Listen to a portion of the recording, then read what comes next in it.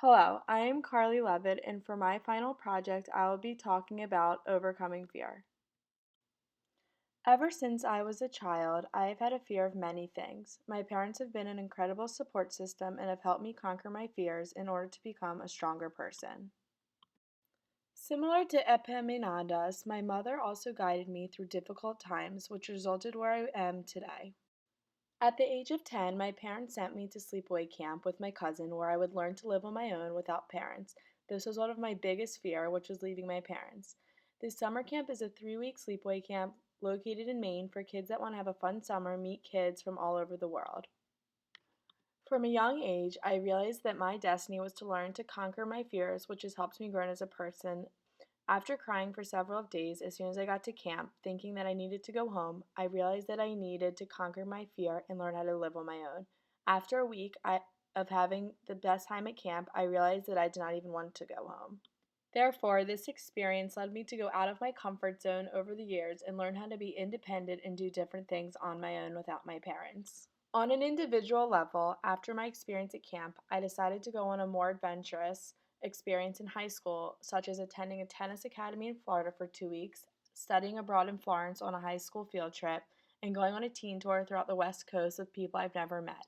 This led me to educate those who have fears and help them conquer them just like I did. Connect with the archetypal image of a mentor. I want to educate children who are interested in sleepaway camp and tell them all about the process of attending camp and how to choose the best camp for them, even if they are scared to go. This is similar to the buried treasure because I want to help kids conquer their fears and find their buried treasure.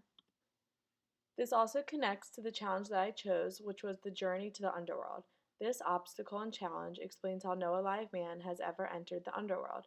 However, brave Odysseus decided to do so. This journey is the most resonant to me because I love to go on adventures and do things that most people have never done. This connects to my path of destiny because I've always been interested on going on adventures alone and conquering my fears. Going to sleepaway camp at a young age was an obstacle and challenge of mine that I succeeded in, similar to Odysseus' journey to the underworld. Once I came to the University of Maryland, I knew it would be the perfect school for me, considering that it is close to home, but also gives me the freedom and space that I wanted. I wanted to come to a school where I could find people similar to me, which is why I joined a sorority where I found my sisters for a lifetime. College can be a very overwhelming transition from high school, which was something that I was very nervous about. Similar to the CK story, during Rush, I was very nervous that I would not end up finding a sorority that I wanted because there were over 900 girls rushing as well. As I ended up becoming a sister of Alpha Epsilon Phi sorority, I wanted to become a mentor to those who were interested in Rush but were too nervous about the whole process just like I was. Therefore, the University of Maryland has groups and organizations that demonstrate the archetypal image of a mentor.